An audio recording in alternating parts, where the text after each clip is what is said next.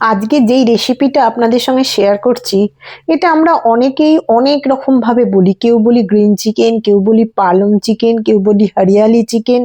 কিন্তু একই জিনিস, সবাই মোটামুটি পালং শাক দিয়েই বানা হয়। খেতে কিন্তু খুব সুন্দর হয়। একটা বড় সাইজের পেঁয়াজ নিয়েছি, ৫-৬টা কাঁচা লঙ্কা, একটা বড় সাইজের টমেটো, আর ১.৫ ইঞ্চি মতো আদা, আর কতগুলো রসুন কুচি। আর এটা নিয়েছি আমি ১ প্যাকেট বেবি স্পিনাচ, আর নিয়েছি ১ আঁটি ধনেপাতা। ব্যাস এই সমস্ত জিনিসগুলো জোগাড় করে নিয়েছি। এবার চিকেনটা বড় বড় লেগ পিস ছিল, সবটাই লেগ পিস দিয়ে করব। আমি কাট করে নিয়েছি, ১০টা মতো লেগ পিস আছে এখানেতে, মোটামুটি ২.৫ কেজি ওজন হবে, মোটা মোটা খুব। এগুলো অনলাইন থেকেই আনানো। বাইরের দেশে দেখবেন পেঁয়াজটা যেরকম বড়, সেই রকম আমাদের দেশে যদি এরকম পেঁয়াজটা না পাওয়া যায়, তাহলে আপনারা ছোট ৪টে পেঁয়াজ দিতে পারেন। এইবার গরম জলটা ফুটছে, এর মধ্যে আমি বেবি স্পিনাচগুলো সমস্ত দিয়ে দিচ্ছি। এমনি পালং শাক দিয়েও করা যেতে পারে, যেহেতু আমি এখানে এটা পেয়েছি তাই আমি এটা দিয়েই করছি। আর জলের মধ্যে না আমি প্রথমে একটুখানি চিনি দিয়ে দিয়েছিলাম, যাতে ওর কালারটা ঠিক থাকে। যেই একটু ফুট ধরেছে, পাশে ঠান্ডা জলের মধ্যে সমস্ত শাকগুলোকে চান করিয়ে দিলাম। ব্যাস, গরম থেকে তুলে ঠান্ডায় ডুবিয়ে দিলাম, একটু শান্তি হলো, আরাম পেলো। এইবার পেঁয়াজ, রসুন, কাঁচা লঙ্কা, আদা সমস্ত মিক্সির মধ্যে দিয়ে দেবো। রান্নাটা খুবই সহজ, কিন্তু খালি একটুখানি জোগাড় যন্ত্র আপনি করে নিন, ব্যাস সমস্ত দিয়ে বাটা হয়ে যাবে। আবার সমস্ত পালং শাক, কাঁচা লঙ্কা এগুলো দিয়ে সমস্ত বেটে নিতে হবে। আমি ধনেপাতাটা কিন্তু এখানে কাঁচাই ব্যবহার করেছি। ধনেপাতাটা কিন্তু আমি ভাপিয়ে নিইনি বা কিংবা গরম করে কিছু দিইনি, শুদ্ধ একদম কাঁচা, যাতে ধনেপাতার গন্ধটা খুব ভালো আসে। ব্যাস হয়ে গেল আমার কাজ, সমস্ত রেডি। এইবার আমি রান্না করব। চিকেনে কিন্তু আমি ৩ টেবিল স্পুন মতো দই দিয়েছিলাম। ভালো করে তেল দিয়ে দিয়েছি ৪ টেবিল স্পুন মতো, 1 টিস্পুন মতো জিরে দিয়েছি, আর গোটা চারেক গরম মশলা দিয়েছি, এলাচ, আর গোটা চারেক দিয়েছি লবঙ্গ, আর ৮-১০টা গোলমরিচ। ব্যাস এটা দিয়ে একটু ভালো করে নাড়াচাড়া করে নেবো। এখানে অনেক সময় মেথিও দিই, আজকে আমি দিইনি। তো এবার এটা দিয়ে ভালো করে নাড়াচাড়া করে ম্যারিনেট করা চিকেনটা এর মধ্যে দিয়ে দিয়েছি।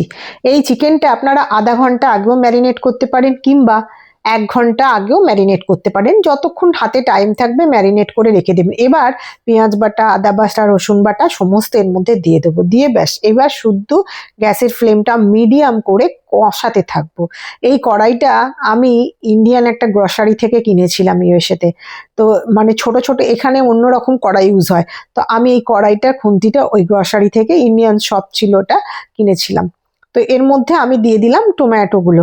এইবার ব্যাস গ্যাসের ফ্লেমটাকে মিডিয়াম করে আমি আস্তে আস্তে এটাকে কষাতে থাকবো। কিছুক্ষণ নাড়াচাড়া করতে করতেই এর মধ্যে আমি দিয়ে দিলাম স্বাদ মতো লবণ। ব্যাস এবার টমেটো আছে, দই আছে, আর দিয়ে দিলাম 1 টিস্পুন মতো ধনে গুঁড়ো। ব্যাস আর কিচ্ছু দেবো না। এইবার এটাকে ভালো করে নাড়াচাড়া করব। দই আছে, এর মধ্যে লবণ পড়েছে, টমেটোটাও গলে যাবে, আর আপনি জলও ছেড়ে দেবে। এর মধ্যে ঢাকা দিয়ে দিলাম, দিয়ে এটা এবার হতে দিলাম। দেখুন কতটা জল ছেড়ে দিয়েছে। এর মধ্যে আমি 1 টিস্পুন মতো চিনি দিলাম আর ব্যালেন্স করার জন্য। আর যেহেতু কাঁচা লঙ্কাগুলো ঝাল ছিল না, সেই জন্য আমি 1 টিস্পুন মতো শুকনো গুঁড়ো লঙ্কা দিয়ে দিয়েছি। আপনারা কাঁচা লঙ্কা দিয়ে পুরোটাই করতে পারেন, ঝাল যেটা নিজেদের স্বাদের মধ্যে, মানে যে যেরকম ঝাল খাবেন। এবার দেখুন ভালো করে কষাতে কষাতে ঢাকা দিয়ে দিয়ে ওটা আপনা হতেই জল ছাড়বে আর সেদ্ধ হয়ে যাবে। মোটামুটি আমার এখানেতে সেদ্ধ হয়েই এসেছে। আমি ওপর থেকে একটুখানি 1 টিস্পুন মতো ঘি ছড়িয়ে দিলাম, 1/2 টিস্পুন করে দুবার দিয়েছি। 1 টিস্পুন মতো ঘি ছড়িয়ে দিলাম, দিয়ে আরো ভালো করে একটু নাড়াচাড়া করে একটু গ্রেভিটা কমিয়ে নেবো। কারণ কি, এর মধ্যে এখনো একটা জিনিস বাকি, যেটা মেন জিনিস, সেটা হচ্ছে পালং শাক। দেখুন ঢাকা দিয়ে আবারও রেখে দিয়েছিলাম কিছুক্ষণের জন্য। ব্যাস ঢাকা খুলে দেখছি মোটামুটি আমার 90% কুক হয়ে গেছে। এইবার পালং শাকের পিউরিটা এর মধ্যে ঢেলে দিয়ে দিলাম। এবার দিয়ে ভালো করে একটুখানি জল দিয়ে ওর গায়ে যে মস্ত লেগেছিল সেটা আমার মধ্যে দিয়ে দিলাম, দিয়ে একটুখানি নাড়াচাড়া করব যতক্ষণ না একটু গাঢ় হচ্ছে। আর একটুখানি দেখবেন আস্তে আস্তে সুন্দর একটা ধনেপাতার আর পালং শাকের গন্ধ বেরাচ্ছে। দেখুন এবার কালারটা কত সুন্দর এসেছে।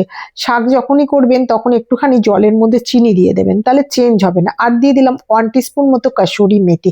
পালং শাকের সঙ্গে জানেন তো কাসুরি মেথিটা খুব ভালো যায়, সেই জন্য আমি এর মধ্যে পালং শাকের মানে দিই, চেষ্টা করি দেওয়ার। আর আমি এছাড়া অন্যরকম ভাবেও আমি পালং শাক দিয়ে চিকেন বানাই, খুব ইজি প্রসেসে। দেখুন এবার মোটামুটি আমার রেডি হয়ে গেছে। এবার ঢাকা দিয়ে রেখে দিয়েছিলাম কিছুক্ষণের জন্য। ব্যাস এইবার তুলুন আর সার্ভ করুন। গরম গরম রুটি, পরোটা, নান, ভাত যে কোনো কিছুর সঙ্গে আপনারা খেয়ে নিতে পারবেন। অত্যাধিক সুন্দর খেতে, আর বেশি কিন্তু কিছু লাগে না, খুব সহজেই হয়ে যায়। একবার অন্তত বানাবেন।